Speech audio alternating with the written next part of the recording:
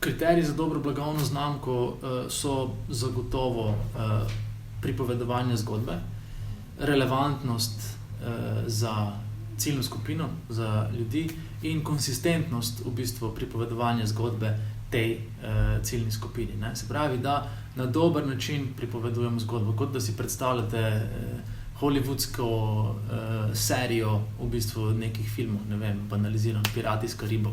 Ne?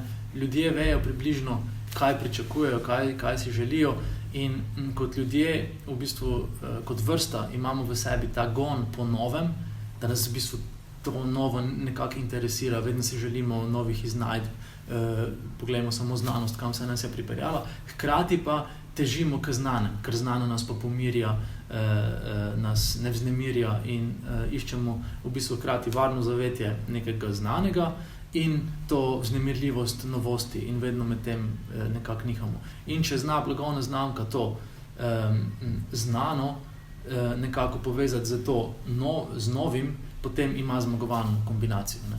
In to ne velja samo pri znamčenju, velja, ne vem, v glasbi, kjer lahko slišimo ali pa prepoznamo stare komade v kakšnih novih in v filmih, kjer vidimo iste strukture, le z drugačnimi igralci ali pa, ne vem, v drugačnih okoljih in to nas v bistvu dela za sužnje tega v bistvu razmišljanja oziroma tega čustvenega in hkrati racionalnega. Ne?